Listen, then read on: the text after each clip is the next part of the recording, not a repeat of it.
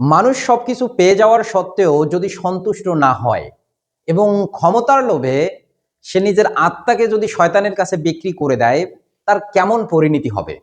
হ্যাঁ, আমি আজকে আলোচনা করতে যাচ্ছি ক্রিস্টোফার মার্লোর লেখা সেই বিখ্যাত প্লে ডক্টর ফস্টাস নিয়ে।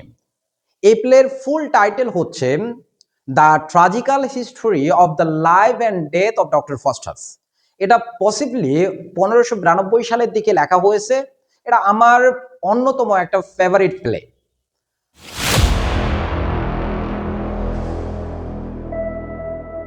তো গল্প যেখানে থেকে শুরু হয়, কোরাস উপস্থিত হয় স্টেজের মধ্যে এবং ডক্টর ফস্টাসকে পরিচয় করিয়ে দেয় ইকারাসের সঙ্গে তুলনার মাধ্যমে। ইকারাসকে আমরা জানি গ্রিক মিথোলজির একজন বিখ্যাত ক্যারেক্টার, ডেডালসের ছেলে ইকারাস, যাকে ডেডালস মোমের তৈরি পাখা বানিয়ে দিয়েছিল আইল্যান্ড থেকে বাঁচার জন্য। কিন্তু সে মোমের তৈরি পাখা দিয়ে উড়তে উড়তে উড়তে উড়তে অতি লোভে সূর্যের কাছে চলে যায় এবং পাখা গলে সে সমুদ্রে পতিত হয়। ঠিক ডেডালসের ছেলে ইকারাসের যেমন পরিণতি হয়েছিল, ডক্টর ফস্টাসেরও তেমন পরিণতি হয় অতি লোভ আকাঙ্ক্ষার কারণে। তো ডক্টর ফস্টাসের ঘটনায় চলে আসি। ডক্টর ফস্টাস ভাবতে থাকে যে আমি তো সকল বিষয়ে জ্ঞান অর্জন করে ফেলেছি, যেমন লজিক। এই লজিকে আমি যথেষ্ট জ্ঞান অর্জন করছি এবং এটা শুধু তর্কের বিষয়। যেমন মেডিসিন, এটা কি করে? অসুস্থ মানুষকে সুস্থ করে দেয়, কিন্তু মৃত ব্যক্তিকে জীবিত করতে পারে না। তো এটা বিষয়ে আমার কোনো আগ্রহ নেই। ধর্মতত্ত্ব, বাইবেলে বলা আছে যে প্রত্যেক মানুষই পাপী এবং প্রত্যেক মানুষকে শাস্তি পেতে হবে। এটা ভেবে ডক্টর ফস্টাস বলে মুক্তির পথ এটা আমার হতে পারে না। সে পরিশেষে ভাবা শুরু করে দেয় যে কোন জ্ঞানের চর্চা করা যায়। সে পরে ন্যাক্রোম্যান্সি অর্থাৎ কালো জাদু চর্চার সিদ্ধান্ত নিয়ে ফেলে।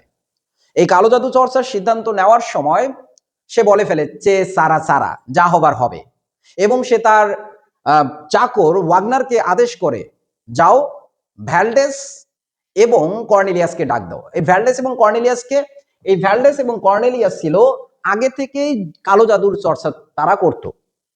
তো এই সময় গুড অ্যাঞ্জেল এবং ব্যাড অ্যাঞ্জেলের আবির্ভাব হয়।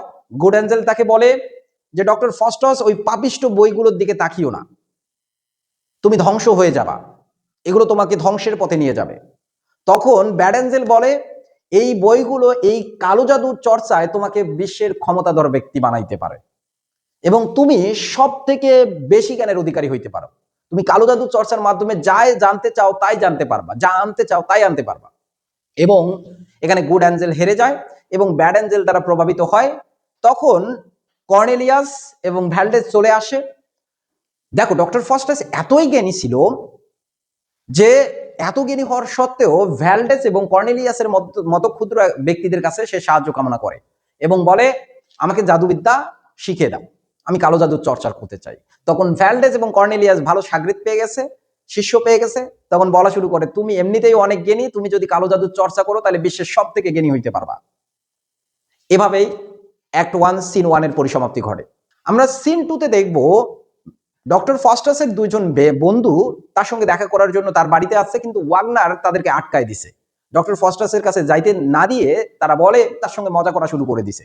অর্থাৎ ওয়াগনার বলে যে ডক্টর ফস্টাস এখন সত্যিকারের জ্ঞান অন্বেষণ করতেছে ভ্যালডেস এবং কর্নেলিয়াসের সঙ্গে। তো তখন তার বন্ধুরা ভাবা শুরু করে ভ্যালডেস এবং কর্নেলিয়াস তো কালো জাদুর চর্চা করে, অর্থাৎ তারা কালো জাদুর চর্চায় ডক্টর ফস্টাসকে নিয়োজিত করেছে। তারা চিন্তিত হয়ে যায় এবং তারা সিদ্ধান্ত নেয় যে ইউনিভার্সিটির প্রিন্সিপালকে জানাবে, হয়তোবা তিনি তাকে এই কালো জাদু চর্চা থেকে বিরত রাখতে পারে। এভাবেই সিন 2 এর পরিসমাপ্তি। সিন 3 এর সূচনা ঘটে যেভাবে, তোমরা বিভিন্ন ধরনের কালো জাদুর মুভি দেখো না? আমরা যখন ইন্ডিয়ান মুভিগুলো অথবা বাংলাদেশি মুভিগুলো দেখি যে কালো জাদুর চর্চা যারা করে ডাইনি টাইপ লোকগুলো বৃত্ত আট করে এবং বিভিন্ন ধরনের শয়তানি জিনিসপত্র উপস্থিত করে এবং মাঝখানে বসে আরাধনা শুরু করে, মন্ত্রতন্ত্র পাঠ করা শুরু করে। তো এভাবেই ডক্টর ফস্টাস বৃত্তের মধ্যে বসে মধ্যরাতে আরাধনা করা শুরু করছে, অর্থাৎ সে মন্ত্র পাঠ করা শুরু করছে এবং শয়তানকে আমন্ত্রণ জানানো শুরু করছে। তো এক পর্যায়ে মেফিস্টোফেলিস নামে এই মেফিস্টোফেলিস নামে এক ডেভিলের আবির্ভাব ঘটে। এমন ভয়ানক রূপে ডক্টর ফস্টাসের সামনে আসে, ডক্টর ফস্টাসের তাকে পছন্দ হয় না। সে বলে ভালো রূপে যেন তার সামনে উপস্থিত হয়। মেফিস্টোফেলিস ডক্টর ফস্টাসের সামনে এরপর একজন বৃদ্ধ সন্ন্যাসীর বেশে আসে এবং ডক্টর ফস্টাস তখন বলে, তুমি আমার দাস হয়ে যাও, আমি তোমার মালিক, আমি যেটা আদেশ করব তুমি আমার সেই আদেশ পরিপূর্ণ করবা, তুমি আমার কথা শুনবা, আমি যাই আনতে বলবো তাই আনবা, যাই করতে বলবো তাই করবা, যেটা জানতে চাবো সেটাই জানাবা।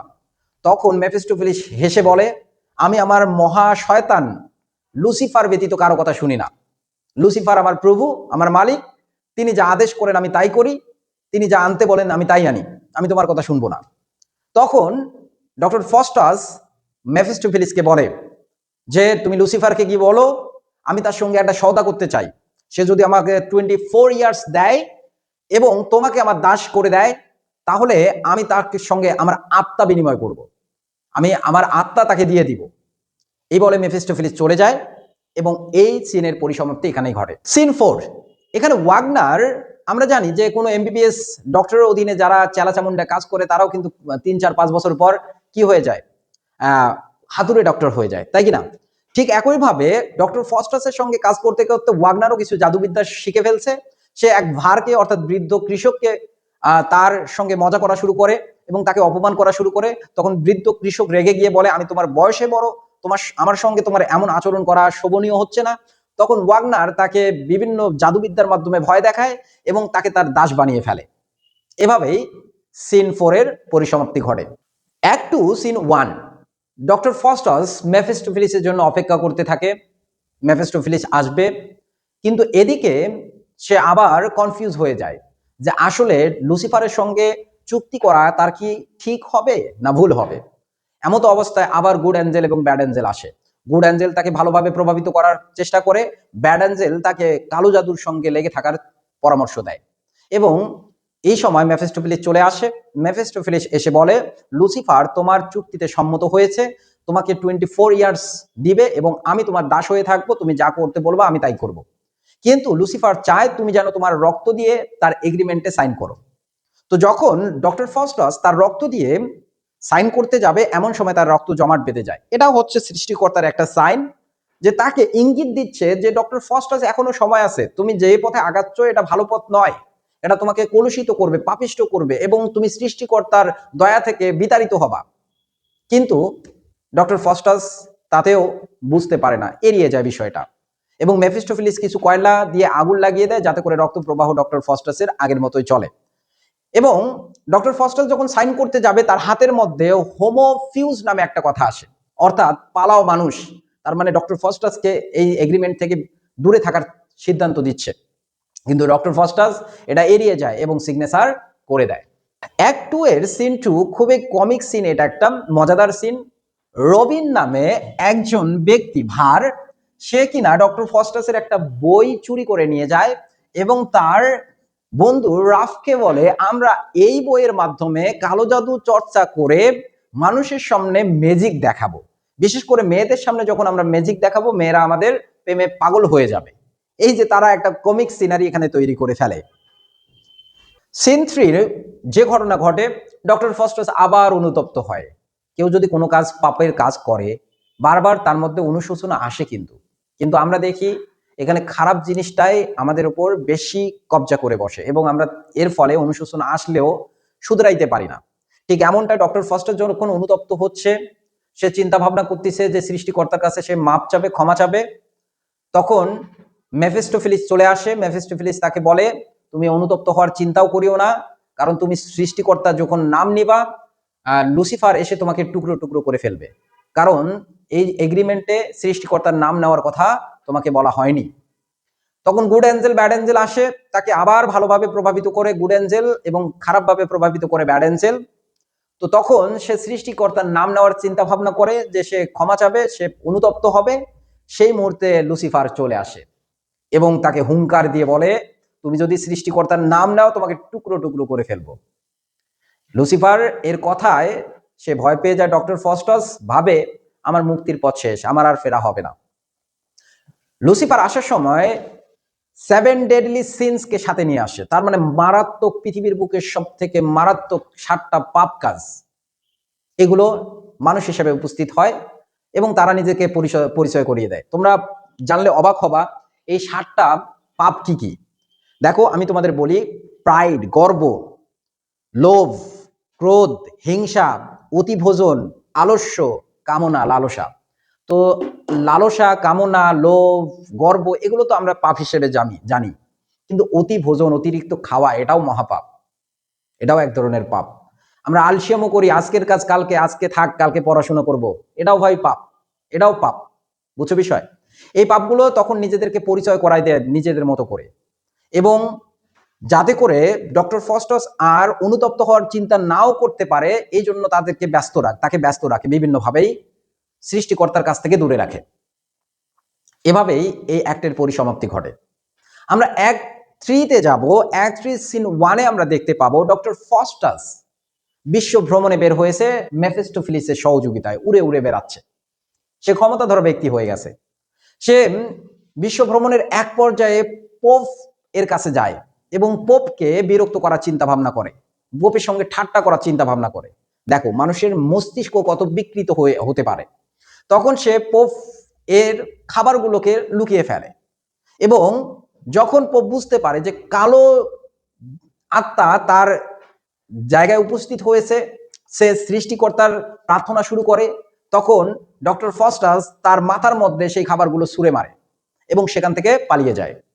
আমরা অ্যাক্ট 3 সিন 2 এর মধ্যে দেখতে পাবো রবিন এবং রাফ, এই বদমাশ দুটা কি করছে, জনসম্মুখে যা বিভিন্ন ধরনের হাসি তামাশার মতো ম্যাজিক প্রদর্শন করতেছে মানুষকে খুশি করার জন্য, কিন্তু ভুলক্রমে তারা মন্ত্র পাঠ করতে করতে মেফিস্টোফেলিসকে ডাক দেয়, এবং মেফিস্টোফেলিস কনস্ট্যান্টিনোপল অর্থাৎ বর্তমান যেটাকে আমরা তুরস্ক বলি, ওই তুরস্কের মধ্যে ইস্তাম্বুলে ছিল, সেখান থেকে চলে আসে রবিন রাফের ডাকে, এবং সে খুবই রাগান্বিত হয়। সামান্য এই মানুষকে মজা দেওয়ার কাজের জন্য মেফিস্টোফেলিসকে ডাকছে, এজন্য সে ক্রোধান্বিত হয়ে রবিনকে বানর বানিয়ে দেয় এবং রাফকে কুকুর বানিয়ে দেয়। এভাবে এই সিনের পরিসমাপ্তি ঘটে। আমি এবার অ্যাক্ট 4 এর সিন 1 এবং সিন 2 একসঙ্গে বলতে যাচ্ছি। প্রথমে চার্লস 5 যখন ডক্টর ফস্টাসের খ্যাতির কথা শুনতে পারে, সে ডক্টর ফস্টাসকে ডাক দেয় এবং ডাক দিয়ে বলে যে আমার সামনে তোমার জাদুবিদ্যা প্রদর্শন করো, এবং এক পর্যায়ে চার্লস 5 এর আকাঙ্ক্ষা জাগে যে আলেকজান্ডার দ্য গ্রেটকে সে দেখবে। সে ডক্টর ফস্টাসকে বলে তুমি আলেকজান্ডার দ্য গ্রেটকে উপস্থিত করো। তখন ডক্টর ফস্টাস তার কালো জাদু বিদ্যার মাধ্যমে আলেকজান্ডার দ্য গ্রেটকে উপস্থিত করে। এতে করে চার্লস 5 খুবই অভিভূত হয়ে যায়, কিন্তু সবাই অবাক হয়ে গেলেও এই দরবারে যে নাইট একজন ছিল সেটাকে হাসি মজা তামাশা মনে করে। এর ফলে ডক্টর ফস্টাস সেই নাইটের মাথা থেকে 2টা শিং গজিয়ে দেয়। এতে করে একটা হাস্যরসিকতার সৃষ্টি হয়ে যায় পুরা মহলে, কিন্তু ওই নাইট সে ক্রোধান্বিত হয় এবং অনুরোধ করে ডক্টর ফস্টাসকে যাতে করে সে আগের মতো তাকে করে দেয়, এবং ডক্টর ফস্টাস তাকে আগের মতো করে দিয়ে সেখান থেকে চলে আসে। আরেকটা মজার কাহিনী এই সিনের মধ্যে ঘটে। এক ঘোড়া ব্যবসায়ী হর্স কার্সার তার কাছে যায় ঘোড়া কেনার জন্য। ডক্টর ফস্টাস তখন 50 স্বর্ণমোহরে তার কাছে একটা ঘোড়া বিক্রি করে, কিন্তু শর্ত দেয় এই ঘোড়াকে যেন কখনো পানিতে না নামায়। কিন্তু কিছুদিন পর ভুলক্রমে এই ঘোড়া ব্যবসায়ী তাকে পানিতে নামিয়ে দেয়, এবং সে ঘোড়া ব্যবসায়ী পানির মধ্যে ডুবে যাওয়ার মতো অবস্থা, এবং ঘোড়া হয়ে গেছে শুধুমাত্র একটা খড়ের গদা, খড়ের বোঝা। সে রেগে মেগে একাকার হয়ে ডক্টর ফস্টাসের কাছে যায়, কিন্তু ডক্টর ফস্টাস ঘুমের ভান করে। তখন ডক্টর ফস্টাসকে জাগানোর জন্য সে পা ধরে টান দেয় এবং ডক্টর ফস্টাসের পা খুলে আসে। এতে করে সে ভয় পেয়ে যায়। তখন মেফিস্টোফেলিস তার সামনে উপস্থিত হয় এবং বলে তার নামে পুলিশের কাছে অভিযোগ করবে, পুলিশ তাকে শাস্তি দেবে। এটা ভেবেই সে শাস্তি পাওয়ার ভয়ে ঘোড়া ব্যবসায়ী খুবই কান্নাকাটি শুরু করে দেয় এবং বলে যে সে তাদেরকে আরো টাকা দিবে যাতে করে পুলিশের কাছে অভিযোগ না করে, এবং সে সেখান থেকে পালিয়ে যায়। ডক্টর ফস্টাস এখানে খুবই মজা পায়, আনন্দিত হয়ে যায়। এর মাধ্যমেই পরবর্তীতে ভ্যান হোল্ডে ডিউক এবং ডাসেস তাকে আমন্ত্রণ করে তার প্যালেসের মধ্যে, এবং সেই ডিউক এবং ডাসেস তাকে বলে যে জাদুবিদ্যার মাধ্যমে তারা এখন আঙ্গুর খেতে চায়, তাদের জন্য যেন আঙ্গুর নিয়ে আসে ডক্টর ফস্টাস। ডক্টর ফস্টাস তখন তার জাদুবিদ্যার মাধ্যমে মেফিস্টোফেলিসের সহযোগিতায় উষ্ণতম জায়গা থেকে তাদের জন্য আঙ্গুর নিয়ে আসে। এতে করে ডিউক এবং ডাসেস উভয়ে অবাক হয়ে যায় যে এখন শীতকাল, আঙ্গুর পাওয়া সম্ভব নয়, আঙ্গুর আনলো কিভাবে? ডক্টর ফস্টাসকে জিজ্ঞাসা করে। ডক্টর ফস্টাস তখন বলে যে আমি আমার জাদুবিদ্যার মাধ্যমেই এখন এখানে যদি শীতকাল হয় বিশ্বের অন্য প্রান্তে, পৃথিবীর অন্য প্রান্তে তখন গ্রীষ্মকাল, সেখান থেকে আমি নিয়ে আসি। এতে করে অবাক হয়ে যায় এবং ডিউক তাকে পুরস্কার দেওয়ার অঙ্গীকার করে। এভাবেই এই সিনের এখানে পরিসমাপ্তি ঘটে। অ্যাক্ট 5 সিন 1-এ যে ঘটনা ঘটে, আমাদের বাস্তব জীবনে এই ঘটনাটা ঘটে। দেখবে যে তুমি অ্যাক্সিডেন্ট করছো, তোমার বন্ধুরা তোমাকে দেখতে গেছে, কিন্তু তোমার বন্ধুরা তোমার পা টিপে দেখতেছে, কিরে লাগে, ব্যথা লাগে, তোমার সঙ্গে সেলফি তুলবে, বুঝছো, তোমার জন্য নিয়ে যাও ফলগুলো তারা খেয়ে ফেলবে, এমনটাই ঘটে। ডক্টর ফস্টাসের করুণ পরিণতি, তার দিন প্রায় শেষ, 24 ইয়ার্স যে তাকে দেওয়া হয়েছিল শেষের দিকে চলে আসছে এবং তার মধ্যে পতনের লক্ষণগুলো দেখা যাচ্ছে। বন্ধুরা তাকে দেখতে আসে, দেখতে এসে বলে যে ডক্টর ফস্টাস তুমি একটু জাদুবিদ্যা দেখাও, আমরা দেখি। এবং এক পর্যায়ে তারা বলে যে আমরা হেলেনকে দেখতে চাই। হেলেনকে বলা হয় the destructive beauty of the world, ধ্বংসাত্মক সুন্দরী, কারণ তার জন্য ট্রয় নগরী ধ্বংস হয়েছিল। সে তার জাদুবিদ্যার মাধ্যমে হেলেনকে উপস্থিত করে, এতে করে তার বন্ধুরা হেলেনকে দেখতে পেয়ে খুবই অবাক হয়ে যায়, খুবই খুশি হয়ে যায় এবং ডক্টর ফস্টাসের প্রশংসা করে সেখান থেকে চলে যায়। ডক্টর ফস্টাস তখন অনুতপ্ত হয়, আবার অনুতপ্ত হওয়া শুরু করে। অনুতপ্ত হওয়ার এক পর্যায়ে ডক্টর ফস্টাস কিছু কথা বলে, পর্বত ও পাহাড় এসো, এসো আমার উপর পড়ে যাও, আর আমাকে ঈশ্বরের ভয়ানক ক্রোধ থেকে আড়াল করো। ও আমি আমার ঈশ্বরের কাছে লাফিয়ে উঠব, কে আমাকে নিচে টানছে? ক্রাইস্টের এক ফোঁটা রক্তই আমাকে পারে মুক্তি দিতে, অর্ধেক ফোঁটা হলেও যথেষ্ট। ও খ্রিস্ট, ভয়ানক নরক তুমি আমাকে গ্রাস করো না।